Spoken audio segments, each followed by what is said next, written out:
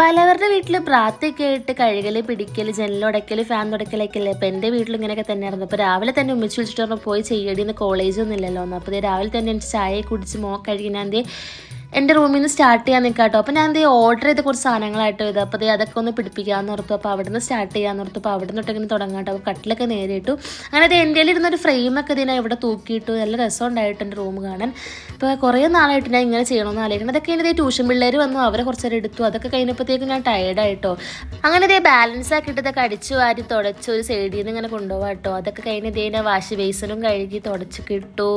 പിന്നെ ടേബിളൊക്കെ തുടച്ചൊക്കെ ഇട്ടു. അപ്പോൾ പകുതിയും കഴിഞ്ഞിട്ടു. അത് കഴിഞ്ഞിട്ട് ഉമ്മി പറഞ്ഞത് ഫുഡ് ഓർഡർ ചെയ്ത് കഴിച്ചു എന്ന് പറഞ്ഞു. അപ്പോൾ അനിയത്തിക്കും എനിക്കിത് ഷെസ്വാൻ നൂഡിൽസ് ഫ്രൈഡ് റൈസ് ഇട്ടു. അപ്പോൾ അവൾക്ക് ഞാൻ ഫ്രൈഡ് റൈസ് കൊടുത്ത് ഞാൻ ഷെസ്വാൻ നൂഡിൽസ് കഴിച്ചു. അങ്ങനെ കഴിഞ്ഞത് നേരെ പോയി കുളിച്ചു. ഒറ്റും പറ്റില്ലായിരുന്നു, നേരെ കിടന്ന് ഉറങ്ങാന്നുള്ള പ്ലാൻ ആയിരുന്നു കേട്ടോ. അപ്പോൾ ഇതാട്ടോ ഗൈസ് എൻ്റെ റൂമിൻ്റെ ഫൈനൽ ലുക്ക്. ഞാൻ കുറച്ചൊക്കെ ചെയ്തിട്ടുള്ളൂ. അപ്പോൾ ഇഷ്ടപ്പെട്ടാണെങ്കിൽ ലൈക്ക് ചെയ്യുക, ഷെയർ ചെയ്യുക, സബ്സ്ക്രൈബ് ചെയ്യുക. അത്രേ ഉള്ളൂ. Love you and by.